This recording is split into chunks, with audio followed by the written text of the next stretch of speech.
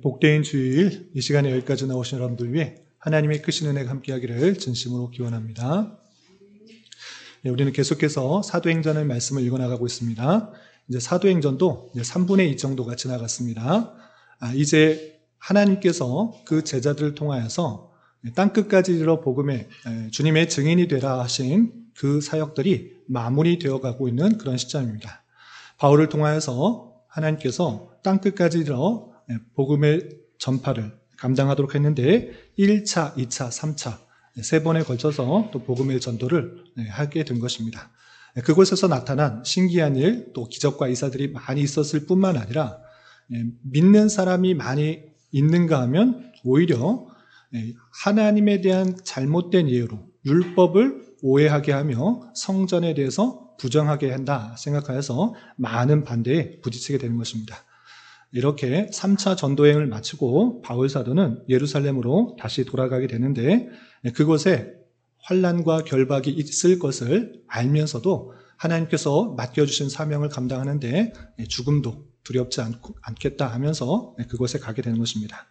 오늘 말씀은 예루살렘에 도착했을 때 결박과 환난 중에서 자기 신앙을 변호하는 바울 사도의 간증 내용과 그 이야기를 들은 사람들의 반응에 대해서 나오고 있습니다. 그러면 내용을 좀 더 자세히 살펴보면서 교훈과 도전받을 것들이 무엇인지 생각해 보는 시간을 갖도록 하겠습니다. 본문에 들어가기 전에 오늘 사도행전을 복습하면서 지나가도록 하겠습니다. 사도행전 전체 28장까지인데 이해를 돕기 위해서 1장 8절 말씀을 기준하여서 그 구조를 정리할 수 있는데 1장 1절부터 8장 4절까지는 예루살렘에 있는 증인의 모습들이고 8장 5절부터 12장까지는 유대와 사마리아에 있는 증인의 모습들이며 13장부터 마지막 28장까지는 바울을 통하여서 땅끝까지 복음이 전파되는 그 모습들을 살펴보게 되는 것입니다. 그리고 오늘 22장의 내용을 살펴볼 텐데 그 앞의 내용들을 잠깐 정리를 하면 우리가 지난주에 1차 전도 여행 마치고 예루살렘 공회를 통하여서 구원에 대한 오해들이 있을 때 그것을 정리하는 말씀을 살펴보았고 그 공회가 끝난 이후 바로 바울은 신라와 함께 2차 전도여행을 떠나게 되는 것입니다. 그리고 2차 전도여행을 마치자 바로 또 3차 여행을 다니면서 복음을 전했던 곳에 그 교회가 잘 세워질 수 있도록 아주 애쓰고 있는 그 모습을 보게 되는 것입니다. 그런데 말씀드렸지만 복음이 전파된다고 그 전파된 복음을 모든 사람들이 다 믿고 주를 따르는 것이 아니라 반대되는 그런 일들이 있었던 것입니다. 특별히 유대인들은 왜 율법을 지켜야 되는데 율법을 지켜서 구원받는 거 아니라고 말하냐. 그리고 이방인들도 왜 하나님의 백성이 되게 하느냐라는 그런 불만들이 계속적으로 있었던 것입니다.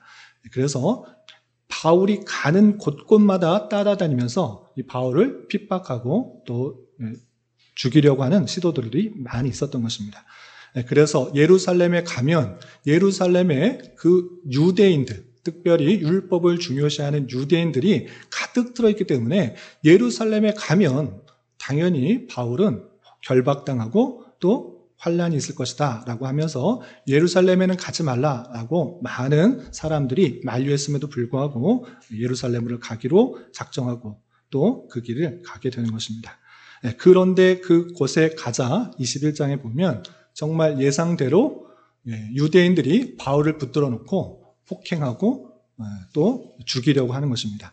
겨우 죽이려고 하는 그 유대인들을 만류시키고 이 천부장이 자초지종을 들어보고 무슨 잘못을 했는지 정말 잘못했으면 죽이는 게 마땅한데 말도 들어보지 않고 그냥 죽이려고 하는 그 모습들을 보고 이 천부장이 겨우 만류시킨 것입니다. 진정시키고 그러면 바울이 하고자 하는 말이 무엇인지 그것을 이제 시작하게 되는데 22장에 자신의 신앙들을 밝히는 변호의 모습들이 시작되는 것입니다. 그러면 바울 사도가 그 자신을 죽이려고 하는 사람들 앞에서 어떤 말로 그들에게 변호하고 또 변명을 하고 있는지 또 그들의 반응은 어떠했는지 내용을 자세하게 좀 살펴보도록 하겠습니다.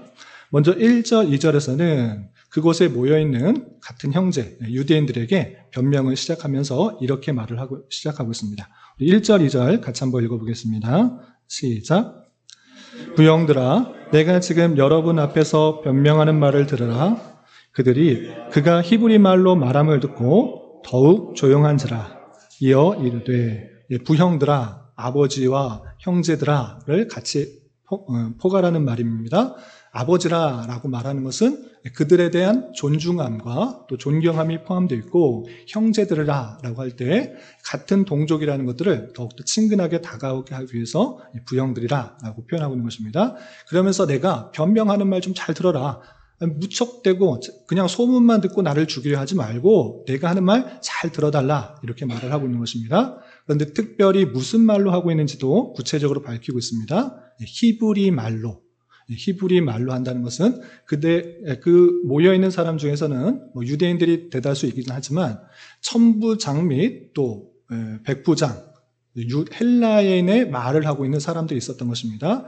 그래서 헬라인인 이 천부장은 알아듣는 것이 중요한 것이 아니라 지금 설득하고자 하는 사람은 부형들, 같은 유대인이라는 것을 알게 되는 것입니다. 그래서 자기가 히브리 말을 할 수 있기 때문에 헬라말뿐만 아니라 히브리 말로 할 수 있기 때문에 더 잘 알아듣게 하기 위해서, 친근하게 또 잘 이해시키기 위해서 히브리로 말로 하니까 사람들이 어떤 말을 하는지 더 주의 깊게 듣게 되는 것입니다. 그러면서 과거에 내가 어떤 사람이었는지 차근하게 소개하고 있습니다. 바울은 과거에 어떤 사람이었는지 어떻게 말하고 있는지 우리 3절부터 5절까지 계속해서 읽어보겠습니다. 시작. 나는 유대인으로 길리기아 다수에서 났고 이 성에서 자라 가말리엘의 문화에서 우리 조상들의 율법에 엄한 교훈을 받았고 오늘 너희 모든 사람처럼 하나님께 대하여 열심히 있는 자라.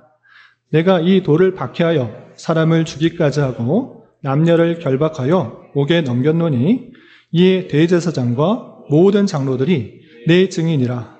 또 내가 그들에게서 다메섹 형제들에게 가는 공문을 받아 가지고 거기 있는 자들도 결박하여 예루살렘으로 끌어다가 형벌받게 하려고 가더니, 자신이 어떠한지 과거에 예수님을 만나기 전에 어떤 사람인지를 자세하게 소개하고 있습니다.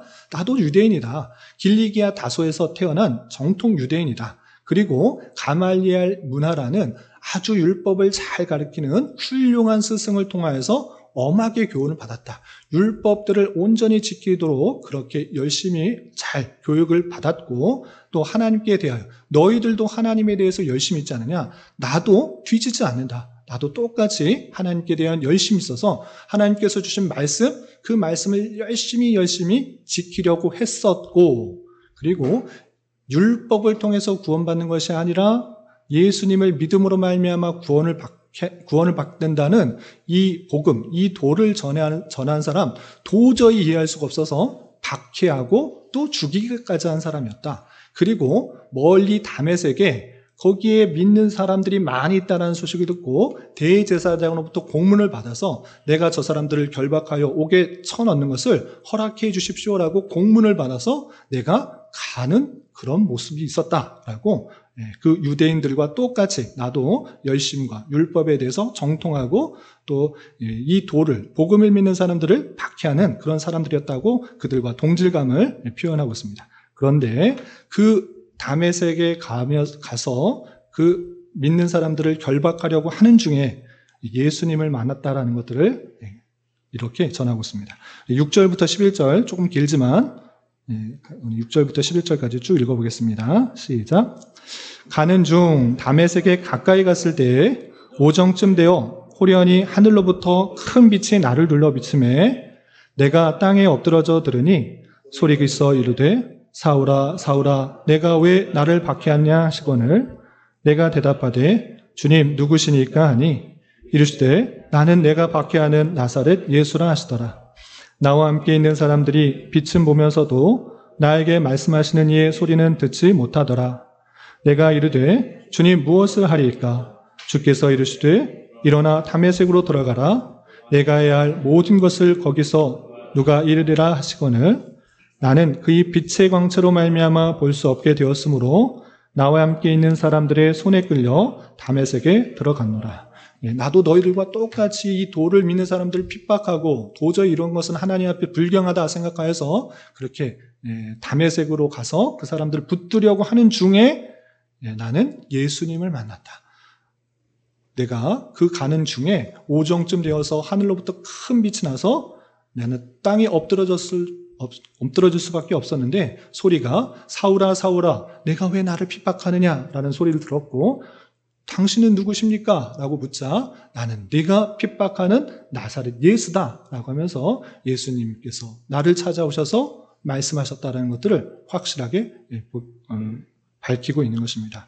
그런데 그 만남이 너무나 크고 또 신기한 일이었지만 그 주변 사람들은 그것들을 다 알지 못했다고 말하고 있습니다. 그러면서 주님 나는 어떻게 해야 됩니까? 라고 묻자 주님께서는 다메섹으로 가서 거기서 너에게 할 일들을 알려줄 사람이 있으니까 그곳으로 가라 라고 말하게 되었고 바울은 그 빛의 광채가 너무나 샜기 때문에 앞을 볼 수가 없는 사람이 되어서 인도함을 받아서 다메섹으로 겨우 끌려가게 되었다라고 말하고 있습니다.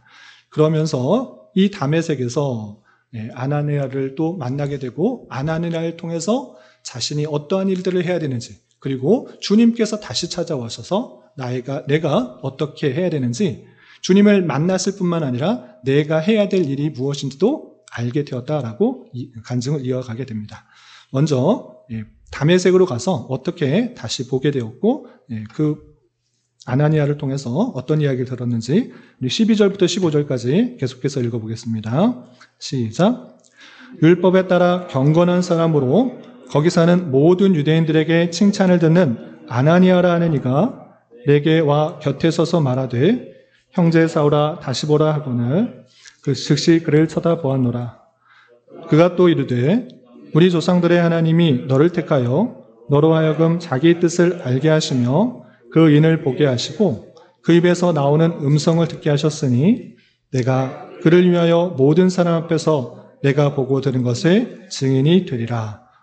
아나니아를 통해서 다시 보게 되었고 너무 빛이 강렬해서 앞을 볼 수 없는 사람이었는데 아나니아를 통해서 다시 보게 되었을 뿐만 아니라 아나니아가 이 바울한테 그 앞으로 어떤 일이 할 것인지 또 이야기하게 된 것입니다. 그것은 다름 아니라 내가 그를 위하여 모든 사람 앞에서 증인이 될 것이다. 네가 경험한 것을 많은 사람들 앞에서 증인되게 하는 그 증인의 사역을 하게 될 것이다 라고 알려주게 된 것입니다. 그럼 아나니아를 통해서 들은 그 사실로 그렇게 사명을 감당한 것인가? 거기서 그치지 않고 더욱더 확실하게 예수님께서 다시 나타나셔서 그것을 말씀해 주셨다라고 또 표현하고 있습니다. 먼저 17절부터 18절까지 성전에서 또 어떤 것을 경험했는지 계속해서 읽어보겠습니다. 시작. 후에 내가 예루살렘으로 돌아와서 성전에서 기도할 때에 황홀한 중에 봄에 주께서 내게 말씀하시되 속히 예루살렘에서 나가라. 그들은 내게 대하여 듣지 아니하리라 하시거늘. 예수님께서 또 성전에서 기도할 때 또 나타나셔서 말씀하셨다. 어떤 말씀? 속히 예루살렘에서 나가라. 예루살렘에 있는 사람들은 그 증언하는 말을 믿지 않고 듣지 않고 믿지 않을 거니까 너희는 거기서 할 필요가 없다. 너는 예루살렘을 나가라 라는 명령을 하셨다라고 하는 것입니다. 그런데 바울은 염려가 있습니다. 어떤 염려가 있는가? 자신의 과거를 알기 때문에 내가 어떻게 예수님을 만났다고 예수님을 믿어야 된다고 증언할 수 있는가? 그럴 수 없다라는 그런 생각, 염려들이 있었던 것입니다. 그럼에도 불구하고 주님께서는 그에게 또 다른 사명을 주시는 그 모습을, 확실한 사명을 주시는 것을 볼 수 있습니다. 19절부터 21절까지 바울은 어떤 염려가 있었는지, 그리고 주께서 또 그것에 대해서 어떻게 말씀하셨는지 계속해서 읽어보도록 하겠습니다. 시작. 내가 말하기를 주님, 내가 주를 믿는 사람들을 가두고 또 각 회당에서 때리고 또 주의 증인 스데반의 피를 흘릴 때에 내가 곁에 서서 찬송하고 그 죽이는 사람들의 옷을 지킨 줄 그들도 아나이다. 나더러 또 이르시되 떠나가라. 내가 너를 멀리 이방인에게로 보내리라 하셨느니라.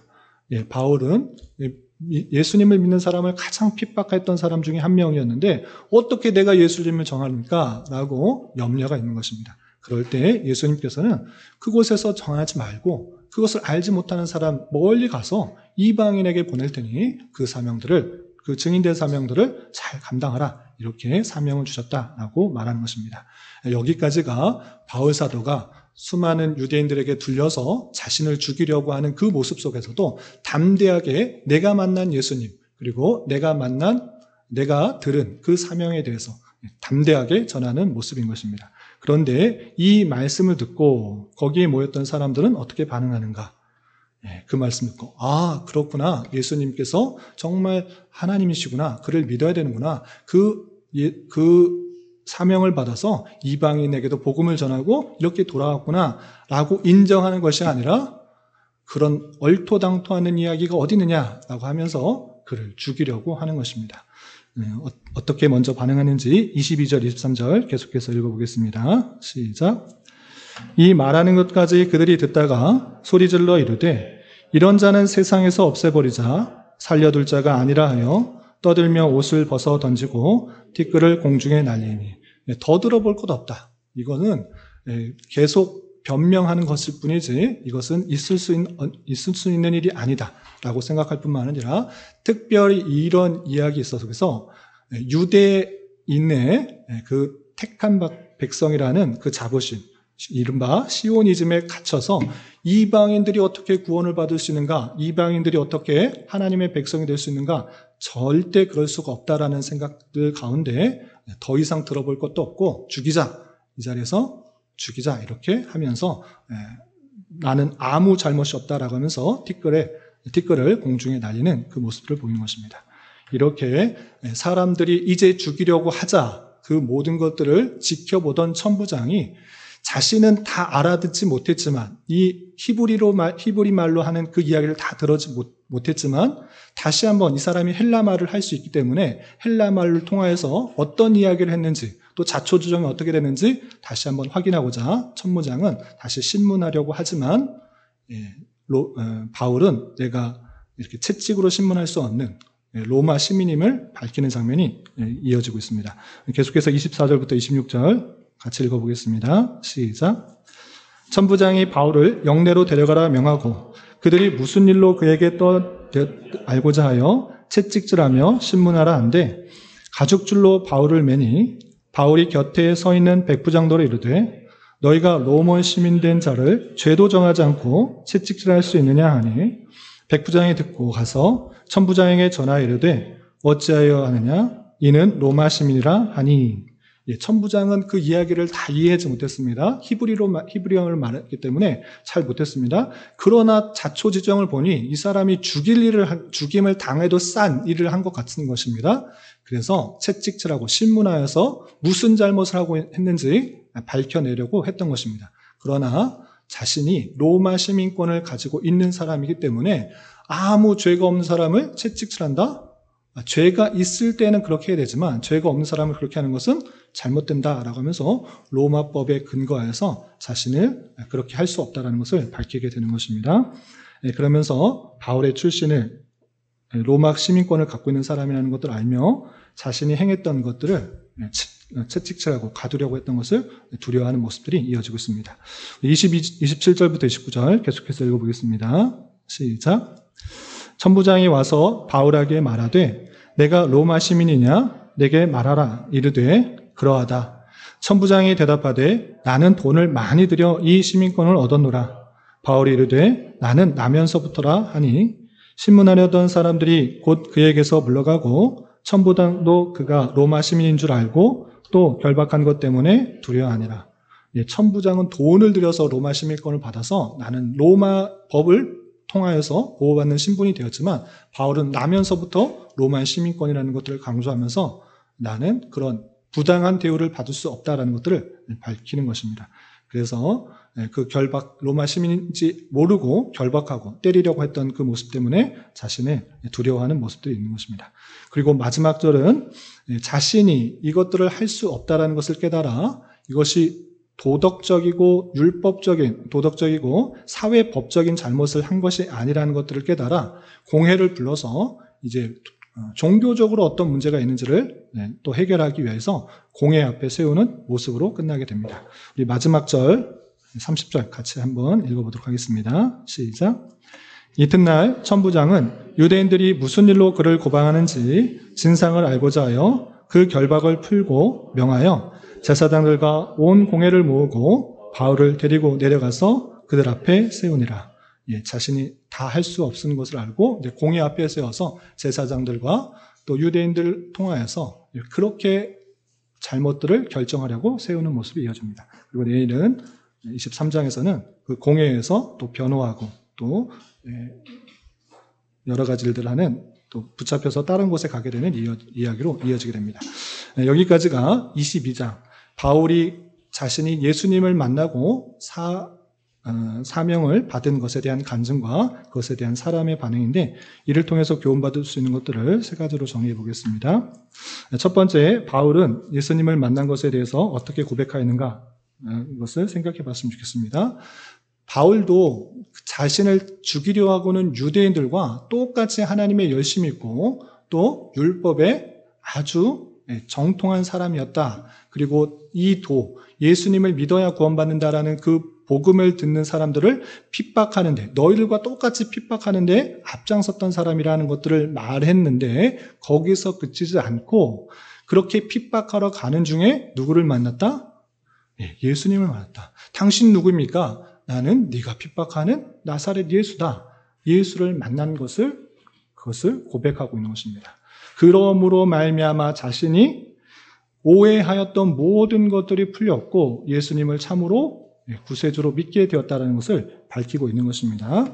그런데 여기서 예수님을 믿게 되는 그 모습 통해서 예수님을 만나기 전에는 누구나 이 복음에 대해서 이해할 수도 없고 어리석게만 느껴지게 되는 것입니다.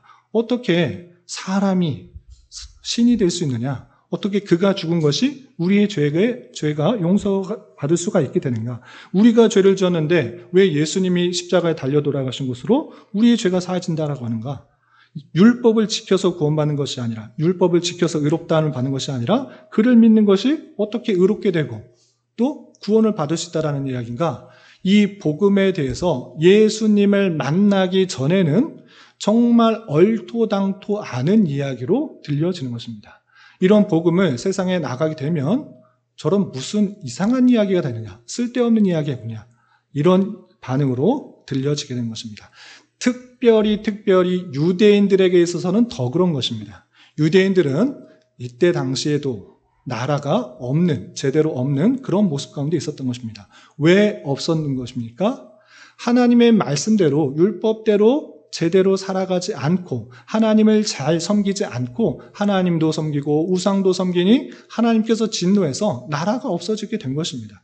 그런 것을 뼈저리게 느끼고 이 유대인들은 율법을 잘 지켜야 된다. 오직 한 분 하나님만을 잘 섬겨야 된다. 이것이 유대인들의 근간이요 정체성이라는 것입니다. 그런데 갑자기 사람이 나타나서 하나님의 아들이고 율법을 지켜야 되는 것이 아니고 나를 믿어야 된다. 이런 이야기를 할 때 도저히 납득할 수 없는 것이 유대인인 것입니다. 그래서 이 바울을 죽이려고 했던 것입니다.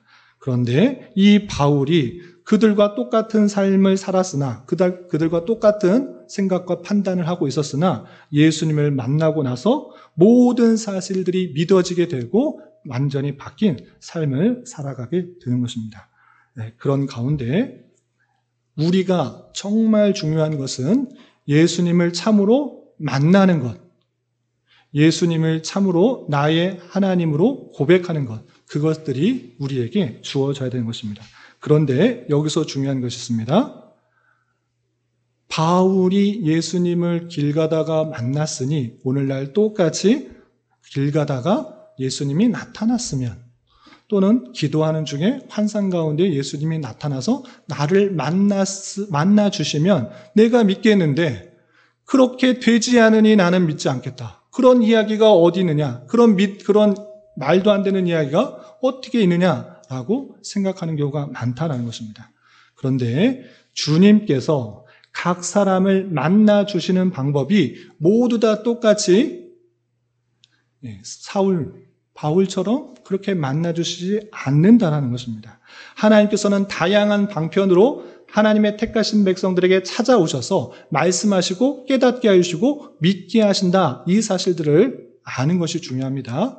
내게 예수님께서 환상 가운데 나타나시면 또는 말씀으로 들려지면 내가 믿겠는데 한 번도 그런 적이 없는데 어떻게 믿습니까? 이 말도 안 되는 이야기가 어떻게 나에게 믿음이 줍니까? 어떻게 예수님께서 그리스도라고 믿어집니까? 나에게 보여진다 그러면 들려지긴 하면 믿겠다라고 하는데 그런 것이 아니라 하나님께서는 각 사람을 어떻게 만나주시느냐? 그것은 다양한 방법으로 만나주시는 것입니다. 사울에게 나타나시는 방법이 있는가 하면 또 저와 같이 보이지는 않지만 들리지는 않지만 모든 기도에 응답하여 주시고 역사하시는 것을 체험함으로 말미암아 하나님께서 계시구나. 내 기도에 응답하시는구나. 하나님께서 가장 선한 길로 인도하시는구나. 내 길은 이 길이었는데 내가 계획한 것은 이것이었는데 그런 것이 아니라 나를 통하여서 역사하시는 것들은 이것이구나라고 깨닫게 됨으로 이 모든 사실이 예수님께서 십자가에 달려 돌아가셨다는 사실이 그 피로 말미암아 내 죄가 사해진다라는 것들이 믿어지게 되는 것입니다. 도마도 예수님을 어떻게 부활했다고 믿느냐? 예수님 어떻게 돌아가셨는데 그거 다시 살아났다고 믿느냐? 예수님인지 아닌지 좀 손 좀 봐라. 손이 정말 못자국에 찔렸는지 옆구리에 피 흘렸는지 좀 봐야 믿겠다라고 말씀하시자 예수님께서는 도마에게 친히 보여주시고 너는 보고 믿느냐? 보지 않고 믿는 자가 훨씬 더 복되다 이렇게 말씀하신 것입니다. 하나님께서는 물론 사울과 같이 들리게 하시고 보이게 해서 믿음이 생기게 하실 수도 있지만 그런 것은 참으로 약한 것이고 가장 복된 것은 무엇이냐? 예수님의 말씀이 선포되었을 때 진리의 말씀이 선포되었을 때 그것이 믿어지는 것 그것이 참으로 복된 것입니다.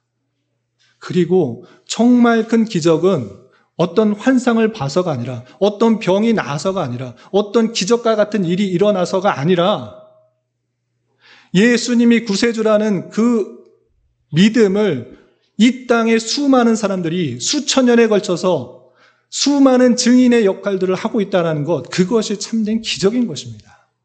보지도 않았는데 들리지도 않았는데 저와 여러분들이 이 자리에 앉아서 주님을 찬양하고 그 그리스도의 보혈을 찬양하고 있다는 것 이것만큼 큰 기적이 어디 있는 것입니까? 수많은 사람들이 이 땅에 예수님을 찬양하고 고백하는 그 많은 사람들 보지도 않았는데 경험하지도 않았는데 하나님께서 각 사람들에게 믿음을 허락하여 주셔서 주를 예배하고 찬양하겠다 이것만큼 큰 기적은 없는 것입니다. 그러므로 우리가 눈으로 봐야지만 귀로 들려야지만 예수님을 만나고 또 깨닫는 그런 연약한 그런 심령이 되지 마시고 진리의 말씀이 선포될 때 정말 믿어지는 은혜가 있기를 주님의 이름으로 부탁드립니다. 예수님께서 살아계신다라는 것들을 하나님께서는 택하신 사람에게 반드시 나타내실 것이고 그리고 거부할 수 없는 그 은혜로 우리에게 믿음을 허락하실 것입니다. 이미 그 믿음이 있는 자에게는 참으로 감사 찬송할 수 있는 자가 될 것이고 또는 앞으로 그 믿음을 허락하실 것들을 기대하며 참으로 믿어지는 은혜가 있게 하기도 하고 또 바랄 수 있는 저와 여러분이 되시기를 주님의 이름으로 부탁을 드립니다. 그리고 만난 것에 그치지 않고 주님께서는 그에게 사명을 허락해 주셨습니다. 맨 처음엔 아나니아에게 어떻게 해야 될지 들어라 라고 한 이후에 그것이 긴가민가 내가 어떻게 주님의 증인의 사역을 감당하는가 긴가민가 하는데 성전에서 또 주님께서 너 예루살렘 떠나라. 너 지금 예루살렘에 있는 거 그거 아니다. 넌 증인된 사명들을 해야 된다. 그러나 내가 믿는 사람들 박해했는데 어떻게 이 사람들에게 주님이 증인이 됩니까? 다 도망갑니다. 믿는 사람들. 그러자 주님께서는 너는 이방인에게 가라. 너 그거 알지 못하는 사람에게 가서 주님의 증인하면 되잖아. 왜 염려하고 있어? 걱정하고 있어? 라고 하면서 나는 이방인에게 복음을 전하는 사명을 받았기 때문에 내가 이방에서 땅끝까지 이르러 복음을 전하는 일들을 감당했다. 이렇게 사명에 대해서 말하고 있는 것을 보게 됩니다. 이 말씀을 사명을 받은 이 바울의 모습을 통해서 우리 또한 어떠한 사명이 있는지를 잘 깨달아야 될 것입니다.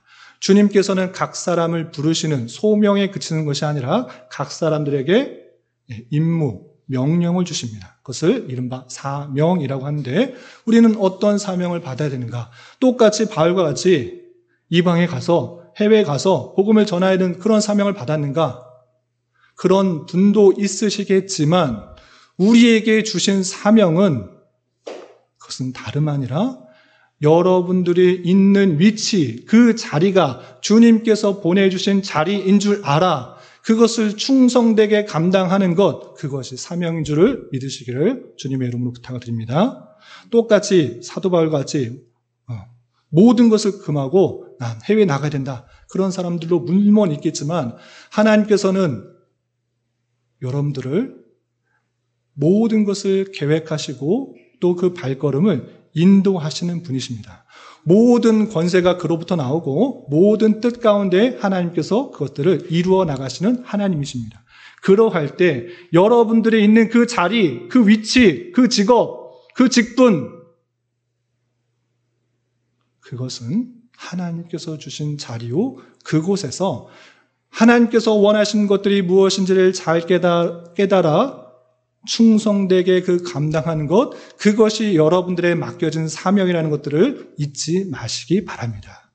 학생으로서, 주부로서, 회사원으로서, 교회 직분자로서 맡겨준 일이 있는데 내 사명이 무엇인지 전혀 모르고 또 다른 사명을 받아야 되는 것처럼 그런 허황된 꿈과 기대를 하지 마시고 하나님의 놀라운 작전 가운데 여러분들이 그 자리에 있게 됐다는 사실을 기억하며 내게 주어진 자리가 무엇이든지 간에 주님께서 주신 사명인 줄 알아 충성되게 감당해야 될 것입니다.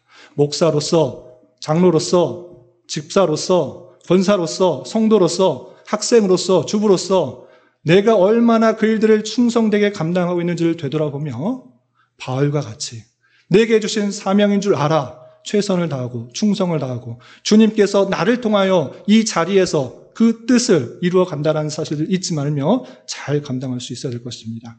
저와 이런 사명들을 잘 감당할 수 있는 저와 여러분이 되시기를 주님의 이름으로 부탁을 드립니다. 그리고 한 가지 더 도전을 드리고 싶은 것은 바울의 간증을 들은 사람들은 어떠한 반응을 보였는가 생각해 봤으면 좋겠습니다. 바울의 참으로 뛰어난 간증을 들었습니다. 저도 그와 같은 간증이 있었으면 좋겠습니다.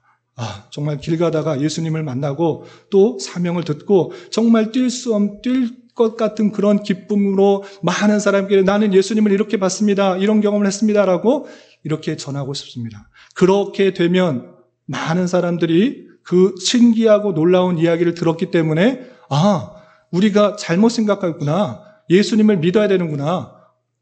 율법을 통해서 구원받는 거 아니구나. 그렇게 사람들이 변화되는 것이 아니라는 것입니다.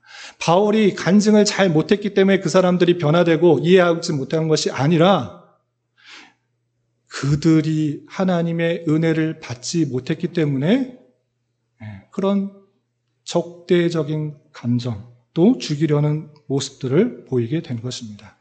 예수님께서도 많은 기적과 이적을 행하며 천국 복음을 전했으면서도 불구하고 그들이 예수님을 믿는 것이 아니라 오히려 십자가에 달려 돌아가게 하신 것입니다. 이를 통해서 우리는 깨닫게 되는 것입니다. 예수님을 믿고 그를 따르게 되는 것은 사람의 말, 어떤 신기한 능력, 기적을 봐서가 아니라 하나님께서 택하여 주신 사람에게 주시는 놀라운 은혜다. 그 믿음은 참으로 신기한 것이다. 저와 여러분들은 이미 그 믿음을 받았다고 하면 감사 찬송하는 자가 되어야 될 것이고 그리고 우리가 이러한 삶을 살고 예수님께서 그리스도시라는 것들을 간증하며 증거하며 증인된 삶을 살 때 그들이 다 변해서 모두 교회로 와서 하나님을 예배하고 찬양하는 것이 아니라 여전히 우리의 모습을 보고 비웃고 조롱하고 핍박하는 모습들이 여러분들의 삶에 끝날 때까지 계속 있을 것이라는 사실을 잊지 말아야 될 것입니다. 이 세상이 변할 것이다. 그것은 좋은 기대이지만 성경에서와 다른 그런 방향인 것입니다. 우리의 믿음을 살아갈 때, 믿음의 신앙생활을 할 때 수많은 사람부터 비판과 조롱과 비웃음과 핍박과 손해를 보게 하는 삶이 그런 삶을 살아가게 되는 줄 알아 우리는 어떻게 되느냐. 그러한 사람들 가운데 주님께서 교회로 모이게 하셨으니, 교회를 이루도록 하셨으니 서로에게 위로가 되고 힘이 되고 격려가 되는 그런 공동체를 이루어야 되는 것입니다. 여러분들의 신앙을 어디서 위로받습니까? 세상 사람들로부터 위로받습니까? 이런 얘기 해봤자 그렇구나, 그래, 잘 믿어, 비웃고 조롱하고 뒤에서 코웃음 치는 것이 세상 사람들의 반응인 것입니다. 우리에게 돌팔매마 던지지 않으면 그것이 감사한 것입니다. 그러할 때 하나님께서는 다 알 수 없는 섭리 가운데 이 모양 저 모양 다른 기질과 성격과 또 판단을 가지고 신앙생활을 한 사람을 이곳으로 부르셔서 함께 교회를 이루도록 하셨던 것입니다. 이곳에서 서로를 격려하고 위로하고 믿음이 연약한 것들을 서로 채우고 또 하는 그 모습 가운데 주님께서 원하시는 그 뜻과 그 원하심들을 잘 이루어가는 그런 교회로 세워야 될 것입니다. 부르신 공동체에서 더욱더 서로에게 위로가 되고 힘이 되어주는 관계로 교회를 잘 세워나갈 수 있는 저와 여러분 되시기를 주님의 이름으로 부탁을 드립니다. 기도하겠습니다. 하나님 아버지 감사합니다. 오늘 말씀을 통하여 바울 사도가 유대인들에게 자신의 신앙을 간증하며 자신의 사역에 대하여 변호하는 모습을 살펴보았습니다. 이런 말씀을 대하는 자로서 말씀을 통해 예수님에 대하여 나의 구세주로 믿어지는 은혜가 있게 하여 주시고 각자 주어진 자리에서 주님께서 뜻하신 것이 있음을 잘 깨달아 여러 가지 어려움들이 있을지라도 충성되게 잘 감당하게 하여 주시고 하나님을 알지 못하는 세상으로부터 조롱과 핍박을 당할지라도 너무 낭망하지 말고 주님께서 부르신 공동체를 통하여 서로 위로하고 격려하며 주님의 뜻을 더욱 잘 이루어가는 우리 모두가 될 수 있도록 은혜를 더하여 주시옵소서. 예수님의 이름으로 기도 올리옵나이다. 아멘.